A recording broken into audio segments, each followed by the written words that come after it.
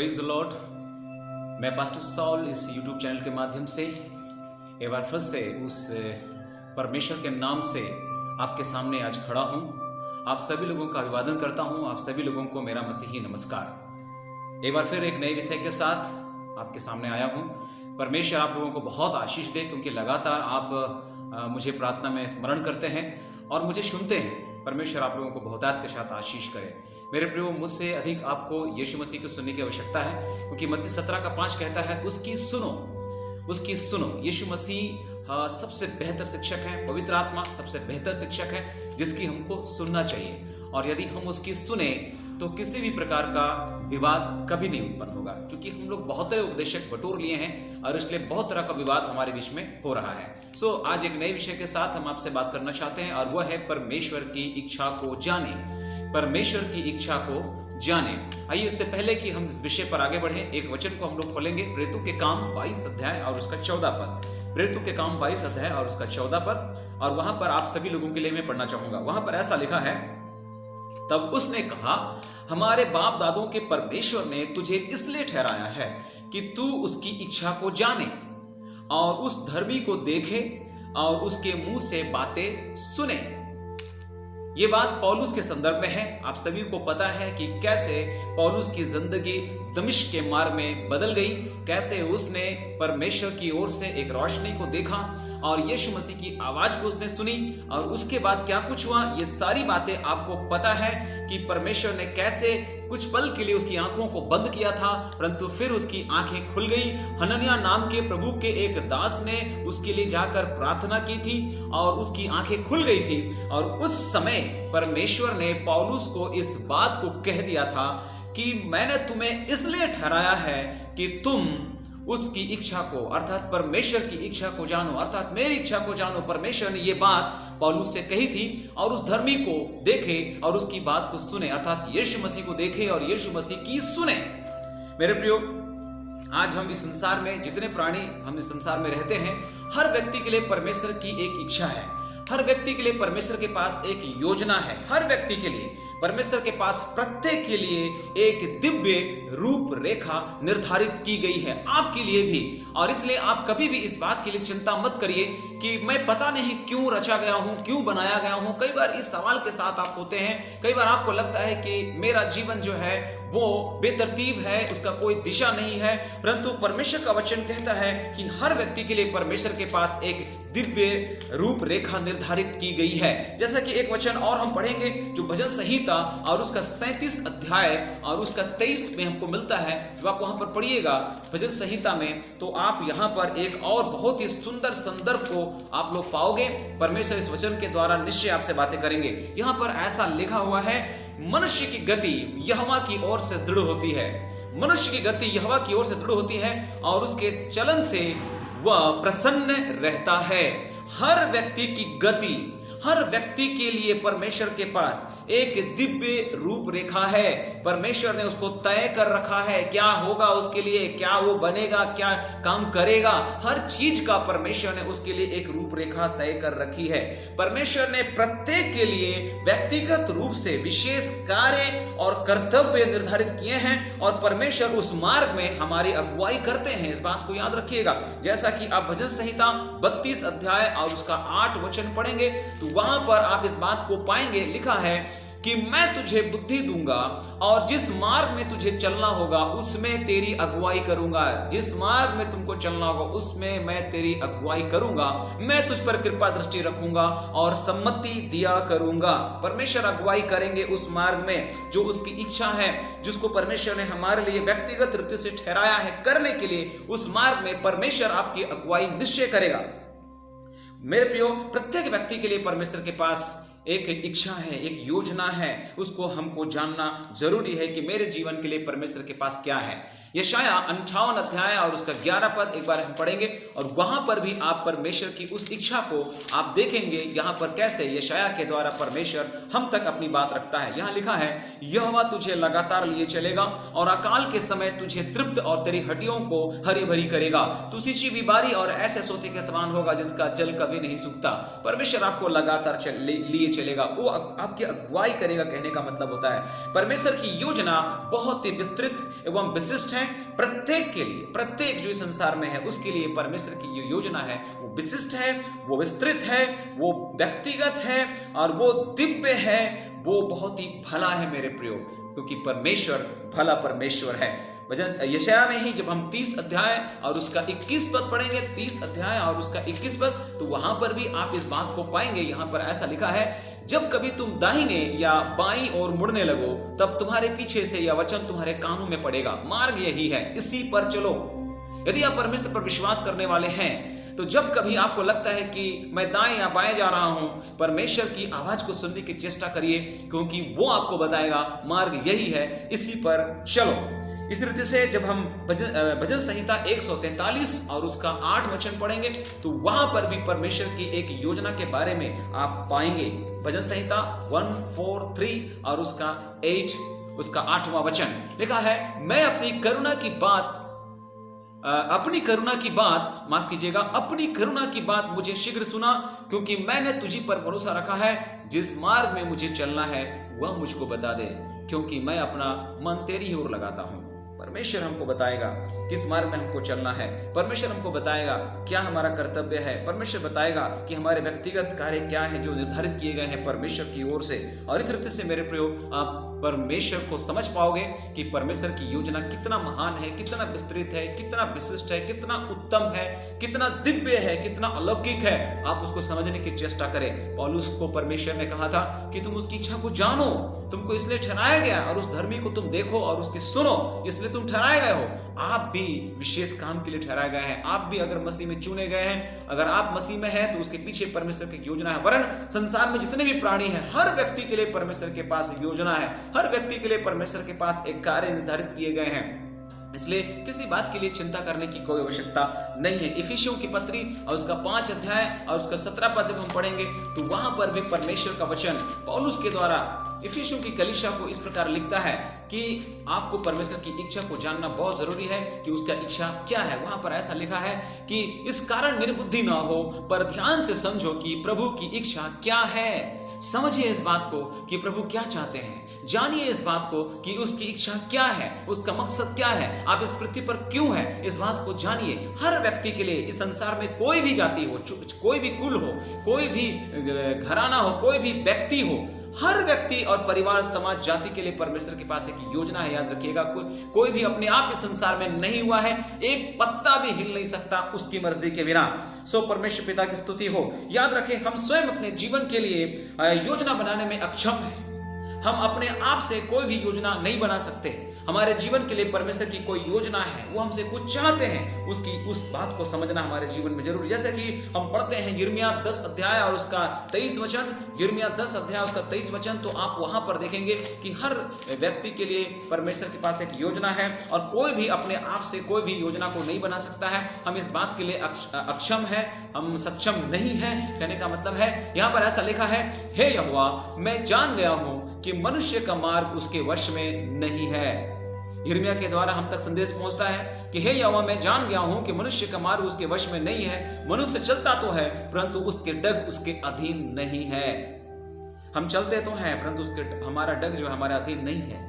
हम स्वयं से कोई भी योजना नहीं बना सकते, स्वयं से हम अपने लिए कुछ भी बात तैयार नहीं कर सकते बिना परमेश्वर के अनुग्रह पर, बिना परमेश्वर की सहायता से। एक पत्ता भी हिलता नहीं उसकी मर्जी के बिना, इस बात को जानते हैं हम सभी लोग। लेकिन फिर भी कई बार हम इतना अगबकाते हैं, इतना उतावले होते हैं, इतना उत्सुक होते हैं कि कई चीजों को हम खुद से पाना चाहते हैं, अपना दिमाग लगाते हैं, अपनी बुद्धि से चलते हैं, अपने ज्ञान से, अपनी समझ से हम चलते हैं, और कई बार इस कारण से हम ठोकर खाते हैं, हम दुख उठाते, आंसू बहाते हैं। आइए हम परमेश्वर के ऊपर निर्भर हो जाएं। आज मैं कुछ बातों को जो परमेश्वर की इच्छा से संबंधित है आपके सामने रखना चाहूंगा। आइए हम परमेश्वर की कुछ विशिष्ट इच्छा या योजना का संक्षिप्त अध्ययन करें जो इस समय मैं आपके सामने रखने जा रहा हूं। और वो पहली बात है, जब हम यिर्मयाह 4 अध्याय और उसका 3 वचन पढ़ेंगे तो आप वहां पहली बात जो परमेश्वर की विशिष्ट इच्छाओं में से है आप वहां पर पढ़ पाओगे। पहला थिस्सलुनी और उसका 4 अध्याय और उसका 3 वचन हम निकालेंगे और वहां पर हम लोग पढ़ेंगे कि परमेश्वर की इच्छा हमारे जीवन के लिए क्या है, उसकी योजना हमारे जीवन के लिए क्या है। यहां पर ऐसा लिखा है, क्योंकि परमेश्वर की इच्छा यह है कि तुम पवित्र बनो अर्थात व्यभिचार से बचे रहो। परमेश्वर की इच्छा पवित्र बनो। सबसे पहली बात कि परमेश्वर पाप से पृथक होकर पवित्रता के भागी हमें होना देखना चाहता है। वो चाहता है कि हम पाप से पृथक होकर पवित्रता में भागी हो जाएं। ये उसकी इच्छा है, ये उसकी योजना है। परमेश्वर पवित्र है और उसकी इच्छा यह है कि हम उसके समान बने जैसा वो है। जैसा कि पहला पत्रस उसका 1:15-16 में भी लिखा है कि तुम पवित्र बनो क्योंकि लिखा है मैं पवित्र हूं। ये परमेश्वर की इच्छा है मेरे प्रियो, और इसीलिए भी उसने अपने पुत्र प्रभु यीशु मसीह को जगत पर भेजा था, क्योंकि पाप ने मनुष्य जीवन को अशुद्ध और अपवित्र कर दिया था, परमेश्वर से दूर कर दिया था, और पाप की वजह से परमेश्वर के पास मनुष्य नहीं आ सकता था और इसलिए उसको लहू की जरूरत पड़ती थी। पुराने नियम में बार बार लहू बहाने की जरूरत पड़ती थी, परंतु हम अंत में हम देखते हैं कि परमेश्वर का महान प्रबंध यीशु मसीह के द्वारा कि उसके लहू से हमारे सारे गुनाह माफ कर दिए गए। जितना पूरा पश्चिम से दूर है उतने ही हमारे गुनाह माफ कर दिए गए। सो परमेश्वर ने हमको पवित्र कर दिया अपने पुत्र यीशु के लहू से। अगर आपने आज तक इस सच्चाई को नहीं जाना है तो इस बात को जान लीजिए कि और कोई बलिदान बाकी नहीं और आपको कोई कर्मकांड करने की जरूरत नहीं है। यीशु के द्वारा सारे कर्मकांड पूरे कर दिए गए हैं, सारी व्यवस्था पूरी कर दी गई है। अब आपको केवल विश्वास करना है, पश्चाताप करना है, यीशु को व्यक्तिगत जीवन में अपने मुख से अंगीकार करना है। बस इतना आप करेंगे, आपके जीवन में एक परिवर्तन होगा, आपके आत्मा में नवीनीकरण होगा, आप एक नए जन्म का एहसास करेंगे, अनुभव करेंगे। परमेश्वर आप लोगों की मदद करे। सो मेरे प्रियो, पहली बात परमेश्वर की इच्छा यह है कि हम पाप से पृथक होकर पवित्रता के भागी हो जाएं। दूसरी बात मैं आपके सामने रखना चाहूंगा जो थिस्सलुनीकियों में ही मिलता है। 5 अध्याय, पहला थिस्सलुनीकी उसका 5 अध्याय और उसका 17 और 18 पद। वहां पर ऐसा लिखा है, निरंतर प्रार्थना में लगे रहो, हर बात में धन्यवाद करो क्योंकि तुम्हारे लिए मसीह यीशु में परमेश्वर की यही इच्छा है। निरंतर प्रार्थना में लगे रहो और हर बात में धन्यवाद करो। आप ऐसा कर सकते हैं, यही तो विश्वासी जीवन है। आज जो परिस्थिति चल रही है, वर्तमान में जीने के लिए एक संघर्ष है, हर व्यक्ति लड़ रहा है अपने जिंदगी से, हर व्यक्ति परिस्थितियों से लड़ रहा है, हर व्यक्ति समस्याओं से लड़ रहा है। आज जिस प्रकार आंधी और तूफान के रूप में समस्याएं आई है मेरे प्रियो, इस परिस्थिति में परमेश्वर को धन्यवाद करना बहुत मुश्किल है। इस परिस्थिति में प्रार्थना करना बहुत मुश्किल है। हम लोग अपने जिंदगी के लिए लड़ रहे हैं, संघर्ष कर रहे हैं, पूरी दुनिया में त्राही त्राही मचा हुआ है, लेकिन परमेश्वर का वचन कहता है प्रार्थना में लगे रहो, हर बात में धन्यवाद करो क्योंकि तुम्हारे लिए मसीह यीशु में परमेश्वर की यही इच्छा है। धन्यवाद देते हैं तमाम प्रार्थना योद्धाओं को, तमाम प्रार्थना के वीरों को जो इस परिस्थिति में भी प्रार्थना कर रहे हैं, अपना साहस को नहीं छोड़े, क्योंकि बाइबल बताती है कि अपना साहस मत छोड़ना। प्रार्थना करने के लिए भी हिम्मत की जरूरत है मेरे प्रियो। जो कंडीशन हमारे साथ आज चल रही है इसमें साहस की जरूरत है। सो दूसरी बात जो मैं आपसे कहना चाहता हूं, परमेश्वर की इच्छा क्या है? प्रार्थना, लगातार प्रार्थना और हर बात में धन्यवाद, हर बात में केवल और केवल धन्यवाद, ये उसकी इच्छा है मेरे प्रियो, क्योंकि यही विश्वासी जीवन है, यही परमेश्वर पर विश्वास है। विश्वास का मतलब ये नहीं कि सब कुछ मिल गया तो ही प्रभु को धन्यवाद देंगे, लेकिन विश्वास का मतलब अभी मिला नहीं है फिर भी धन्यवाद देना, यही विश्वास है। क्योंकि अब्राहम का वचन, अब्राहम के बारे में परमेश्वर का वचन ऐसा कहता है, जो बातें है नहीं उसका नाम ऐसा लिया मानो वो है, यही विश्वास है। सो परमेश्वर पिता को धन्यवाद। तीसरी बात जो आपके सामने मैं रखना चाहता हूं और वो है पहला पतरस 2 अध्याय और उसका 15 वचन। पहला पतरस 2 अध्याय और उसका 15 वचन हम लोग देखेंगे और वहां पर आप तीसरी बात को पाएंगे। यहां पर ऐसा लिखा है, क्योंकि परमेश्वर की इच्छा यह है कि तुम भले काम करने के द्वारा निर्बुद्धि लोगों की अज्ञानता की बातों को बंद कर दो। ये परमेश्वर की इच्छा है कि तुम भले काम करने के द्वारा, भले काम आपको जानना है कि ये भले काम क्या है। आपको परमेश्वर के वचन से अध्ययन करना है कि वो भले काम क्या है जिसके द्वारा निर्बुद्धि लोगों की अज्ञानता की बातों को बंद कर दें। आज जिस प्रकार से निर्बुद्धि लोगों की अज्ञानता की बात उमड़ रही है मेरे प्रियो, वो बहुत ही संकट में है। आप तरह तरह की निर्बुद्धिमय बातों को व्हाट्सएप में, सोशल मीडिया में, ऐसे फेक न्यूज, ऐसे अफवाहों को, ऐसे बातों को जो है ही नहीं, ऐसे ऐसे वीडियोस को जिसमें कोई सच्चाई नहीं, जिसमें कोई प्रमाण नहीं, हम ऐसे वीडियो को सुनते हैं, घबराते हैं, दिल टूट जाता है। कई बार ऐसे वीडियो को हम शेयर करते हैं। सावधान रहिए, आप ऐसी अज्ञानतापूर्ण, मूर्खतापूर्ण, निर्बुद्धि वाली बातों को शेयर ना करें, उसको ग्रहण ना करें। परमेश्वर चाहता है कि आप पर भले काम के द्वारा ऐसे निर्बुद्धि लोगों की अज्ञानता की बातों को बंद कर दे, जैसे पहला पत्रस 2 अध्याय उसका 15 वचन में हम लोग पाते हैं। मैं थोड़ा थोड़ा विश्लेषण कर रहा हूं, और चौथी बात जिस पर मैं थोड़ा ज्यादा समय बिताना चाहूंगा, और वो यह है पहला तिमोथी और उसका 2 अध्याय और उसका 3 और 4 पद। पहला तिमोथी 2 अध्याय उसका 3 और 4 पद। यहां पर ऐसा लिखा हुआ है कि यह हमारे उद्धारकर्ता परमेश्वर को अच्छा लगता और भाता भी है। क्या? जो यह चाहता है कि सब मनुष्यों का उद्धार हो, क्योंकि और वे सत्य को भली भांति पहचान ले। जो यह चाहता, यानी उसकी इच्छा यह है कि सब मनुष्यों का उद्धार हो। परमेश्वर की इच्छा यह है कि कोई भी उद्धार से वंचित ना रहे, सब व्यक्ति उद्धार को पाए और वे सत्य को भली भांति पहचान ले। ये कैसे संभव होगा? मित्रों याद रखें, परमेश्वर के केवल विश्वास करने वालों का उद्धार करता नहीं है। आप ये मत समझिए कि आपने उस पर विश्वास किया है इसलिए वो आपका केवल उद्धार करता है। नहीं, परमेश्वर का उद्धार तो सब मनुष्यों के लिए प्रकट हुआ है। उसका उद्धार सब मनुष्यों के लिए है, जैसा कि तीतुस उसका 2 अध्याय और उसका 11 पद आप पढ़ते हैं तो लिखा है, क्योंकि परमेश्वर का वह अनुग्रह प्रकट है जो सब मनुष्यों के उद्धार का कारण है। सब मनुष्य, चाहे वो मसीही हो चाहे वो गैर मसीही हो, उद्धार सबके लिए है और परमेश्वर सबको बढ़ाता है। यीशु ने अपनी जान एक जाति विशेष के लिए नहीं दी। उसने स्वयं कहा था कि वह सब मनुष्यों को अपनी ओर खींच लेगा जब वो ऊंचे पर चढ़ाया जाएगा। जब आप यूहन्ना 12 उसका 32 पद पढ़ते हैं तो वहां पर इस बात को आप पाएंगे, यीशु ने कहा था कि जब मैं ऊंचे पर चढ़ूंगा सब मनुष्यों को अपनी ओर खींच लूंगा। यानी उसका टारगेट हर जाति है, हर कुल है, हर घराना है, हर व्यक्ति है। लेकिन अब आप और हमारे विषय में क्या है? क्या केवल हम और हमारा परिवार बच गया, इस बात से खुश हैं? क्या आपकी जाति बच गई, आप इस बात से खुश हैं? आपकी शहर बच गई, आप खुश हैं? आपका गांव बच गया, आप खुश हैं? नहीं मेरे प्रियो, यदि आप परमेश्वर पर विश्वास करते हैं तो परमेश्वर तो हर जाति, हर देश, हर कुल, हर घराना, हर व्यक्ति को बचाना चाहता है। हर व्यक्ति सत्य को भली भांति जान ले, ये परमेश्वर की इच्छा है। क्या परमेश्वर की इस इच्छा को हम पूरा करते हैं? क्या परमेश्वर की इच्छा में हम हैं? मेरे प्रियो, परमेश्वर चाहता है कि आप उसकी इच्छा को जानें। हमने शुरुआत वचन में ही प्रेरितों के काम में देख लिया कि परमेश्वर चाहता है कि हम उसकी इच्छा को जानें, हम उसकी इच्छा को समझें, हम उसकी इच्छा को परखें अपने जीवन में। ये हमारा विषय है। बहुत इस विषय पर थोड़ा और बातचीत करना चाहूंगा कि परमेश्वर किसी से पक्षपात नहीं करते हैं। परमेश्वर किसी भी व्यक्ति से पक्षपात नहीं करते। परमेश्वर प्रत्येक मनुष्य जाति से प्यार करते हैं, उनको संभालते हैं, उनको उठाते हैं, और यदि उनमें से कईयों का उद्धार नहीं हुआ है तो उसकी उद्धार के लिए चेष्टा करते हैं। और अगर वे उद्धार नहीं पाए हैं तो और एक कारण यह है कि आपने उसको वचन नहीं सुनाया। परमेश्वर तो हर व्यक्ति को उठाना चाहता, हर जाति को संभालना चाहता, हर कौम को संभालना चाहता है, परंतु यदि आज वे लोग उद्धार नहीं पाए, यदि आज वो लोग सुसमाचार नहीं सुने हैं, तो वो हमारी और आपकी गलती है। ये कलीसिया की असफलता है जिसके द्वारा ये लोग परमेश्वर का वचन को नहीं सुन पाए हैं।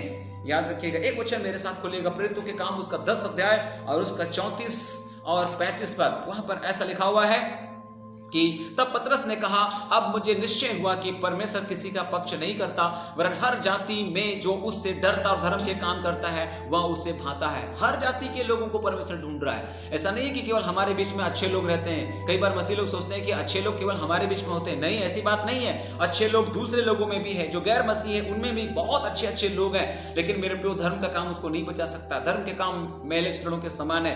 केवल यीशु का सत्य ही उनको बचा सकता है, क्योंकि बाइबल बताती है, मार्ग, सत्य और जीवन मैं हूं, बिना मेरे द्वारा कोई पिता के पास नहीं जा सकता। वो लोग भले काम कर रहे हैं, अच्छे काम कर रहे हैं, अच्छे इंसान हैं, परंतु इतना काफी नहीं है उद्धार के लिए।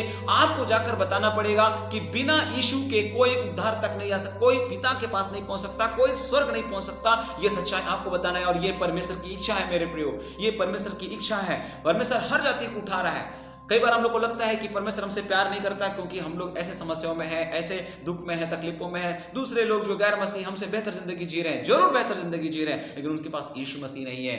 परमेश्वर हर लोग से प्यार करता है, इसलिए हर कोई को आशीष दे रखा है। लेकिन अगर वो उद्धार को नहीं पा रहा है तो इसकी जो गलती है वो हमारी है, ये हमारी असफलता है। हम उसके पास जा करके उनको वचन नहीं सुना रहे हैं, उनको सच्चाई नहीं बता रहे हैं। मेरे प्रियो, कुरनेलियुस के बारे में आप जानते हैं कि उसका इससे पहले कि उद्धार हो, मेरे प्रियो, उसका जीवन बहुत ही अच्छा जीवन था। कुरनेलियुस उद्धार पाने से पूर्व संपन्न था, भला मनुष्य था, परंतु उसको वचन सुनाने का अवसर मिला पतरस के द्वारा, वचन सुनने का अवसर मिला पतरस के द्वारा। और पतरस इससे पूर्व सोचता था कि वचन जो है केवल यहूदियों के लिए है, उद्धार केवल यहूदियों के लिए है। लेकिन उसका सोच बदला, परमेश्वर ने उसकी सोच को बदलने के लिए एक दर्शन दिखाया, और उसके बाद पतरस समझ गया कि परमेश्वर किसी का पक्षपात नहीं करता है, परमेश्वर हर व्यक्ति को बचाना चाहता है। यहां से उसकी सोच बदली और यहां से पतरस की मिनिस्ट्री में एक नया रंग आया।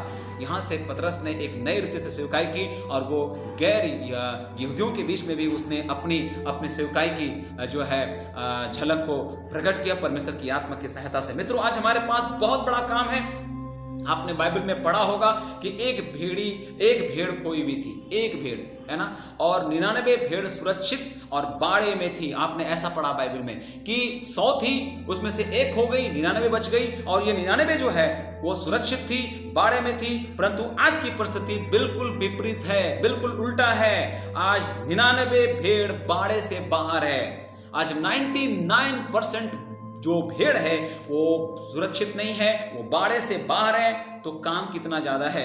तो हम कैसे निश्चित रहकर विश्राम कर सकते हैं, हम कैसे जो है बाड़े से बाहर की भेड़ों को बाड़े में लाने के लिए चिंता ना करें, ये आपकी जिम्मेदारी है। 99% भेड़ जो है बाड़े से बाहर है। बाइबल में कहानी है, एक भेड़ खो गई थी, यहां पर 99% भेड़ जो है वो बाड़े से बाहर है और सुरक्षित नहीं है। और कुछ मुट्ठी भर लोग हैं जिनको उसको बचाना है, और उसमें से आप और हम हैं। सब नहीं है मेरे प्रियो, आप और हमको ये जिम्मेदारी मिली है। जब आप इस संदेश को सुन रहे हैं, आपको एक चुनौती देना चाहता हूं कि अगर आप केवल घर में चैन से बैठे हुए हैं तो आपको यहां उठना चाहिए, आपको प्रार्थना करना चाहिए, आपको इसको बचाने के लिए जो प्रयास आपको करना है उसको आप करिए। मेरे प्रियो, ये आपकी जिम्मेदारी है। मसीहों की वर्तमान पीढ़ी ही गैर मसीहों की पीढ़ी के लिए जवाबदेही है। आप जो वर्तमान में हैं, आप जवाबदेही हैं इन गैर मसीहों की। मित्रों, परमेश्वर की इच्छा को पूरा करें। व्यर्थ के तर्क वितर्क करने की अपेक्षा सुसमाचार प्रचार के प्रयासों को बढ़ाइए। आज इन दिनों हम लोग व्यर्थ के तर्क वितर्क कर रहे हैं परमेश्वर के वचन को लेकर। हाँ तो ऐसा लिखा है, हाँ तो वैसा लिखा है, ये तो होना ही था, ये तो अंत की बात है, ऐसा है वैसा है। ये यूट्यूब में हमने इसका संदेश सुना, यूट्यूब में मैंने उसका संदेश सुना, सोशल मीडिया में हमने उसको सुना। कब यीशु की आप नहीं सुनोगे? यीशु चाहता है कि जाओ, जो लोग उद्धार से वंचित है उनको उद्धार का रास्ता बताओ, उनको बताओ कि प्रभु क्या चाहते हैं। मेरे प्रियो, चौथी बात यह है, परमेश्वर की इच्छा यह है कि कोई भी उद्धार से वंचित ना रहे। पांचवी बात वहां पर मैं बताना चाहूंगा, जो दूसरा पत्रस उसका 3 अध्याय उसका 9 वचन में मिलता है। दूसरा पत्रस 3 अध्याय उसका 9 वचन, यहां पर ऐसा लिखा है कि प्रभु अपनी प्रतिज्ञा के विषय में देर नहीं करता। प्रभु अपनी प्रतिज्ञा के विषय में देर नहीं करता, जैसी देर कुछ लोग समझते हैं, पर तुम्हारे विषय में धीरज धरता है और नहीं चाहता कि कोई नष्ट हो, वरन यह कि सबको मन फिराव का अवसर मिले। सबको, वह नहीं चाहता कि कोई नाश हो, वरन सब लोग पश्चाताप करें, सब लोग मन फिराएं। इसीलिए देर हो रही है। अभी जो समस्या आई है इसका मतलब ये नहीं कि इस समस्या से पूरी दुनिया खत्म हो जाएगा, नहीं, अभी भी है, अभी भी समय है। अभी इतना बड़ा आबादी वचन नहीं सुना है तो कैसे इतनी जल्दी दुनिया खत्म हो जाएगी? अभी तो बहुत दुख देखने हैं, बहुत दुख झेलने हैं, बहुत महामारियों का सामना करना है, बहुत सारे युद्धों का सामना करना है, आर्थिक समस्याओं का सामना करना है, गरीबी का सामना करना है, और भी बहुत सारी कठिन परिस्थितियां इसका सामना करना है। लेकिन इस बीच मेरे प्रियो, एक काम जो हम और आपको दिया गया है, और वो सुसमाचार प्रचार करना, जिसके द्वारा कि लोग पश्चाताप करें। इसलिए प्रभु अपनी प्रतिज्ञा के विषय में देर कर रहा है, क्योंकि लोग बिना सुसमाचार प्रचारक के नहीं सुन सकते। अगर वो सुनेंगे नहीं तो उसका उद्धार नहीं होगा। वो कैसे सुनेंगे? आपके द्वारा, आपको सुनाना पड़ेगा। मेरे को ये परमेश्वर की इच्छा है कि कोई नाश ना हो। ये पांचवी बात, कोई नाश ना हो, परंतु सब लोग पश्चाताप करें, घबराए नहीं। वर्तमान परिस्थिति से दुनिया का अंत और मसीह का आगमन तब तक नहीं होगा। आज जो परिस्थिति है उससे घबराने की जरूरत नहीं है। दुनिया का अंत तब तक नहीं होगा, यीशु मसीह का आगमन तब तक नहीं होगा जब तक सुसमाचार हर मनुष्य को ना सुना दिया जाए। हर मनुष्य को, जैसे कि दूसरा पत्रस 3 का 9 आप पढ़ते हैं। प्रतिज्ञा तब तक पूरा नहीं होगा जब तक कि लोग पश्चाताप ना कर सके, हर व्यक्ति को वचन सुनने का मौका ना मिले। और मत्ती 24:15 में भी इस बात को आप पाएंगे कि जब तक हर जातियों में सुसमाचार की गवाही ना दी जाए, अंत नहीं आने वाला है। अभी भी इतना आबादी है जिनको वचन सुनना है। याद रखें मित्रों, बहुत सारे धार्मिक क्रियाकलापों से या बहुत सारे वचन केवल सुन लेने से, बहुत सारे उपदेशक बटोर लेने से, बहुत केवल दुआ कर लेने से, केवल प्रार्थना कर लेने से यह बात निर्धारित नहीं हो जाती कि आपको उद्धार हो गया है। आपको यीशु की गवाही देना चाहिए। जब प्रभु न्याय के दिन आपसे पूछे कि आपने मेरे लिए क्या फल लाया, जब आपको मालूम था कि दुनिया में तलवार चलने वाली है, तो आपने लोगों को क्यों नहीं चिताया? जब आपको परमेश्वर ने पहरुआ ठहराया है, तो आपने क्यों जाकर के पहरुआ का जो काम है वो काम आपने नहीं किया? तो परमेश्वर उसके खून का लेखा आपसे लेगा या नहीं लेगा? हमसे लेगा, जरूर लेगा। सो मेरे प्रियो, अभी भी देर नहीं हुआ है, अभी भी हमारे पास समय है और आपको इस काम को करना पड़ेगा, क्योंकि यही परमेश्वर की इच्छा है।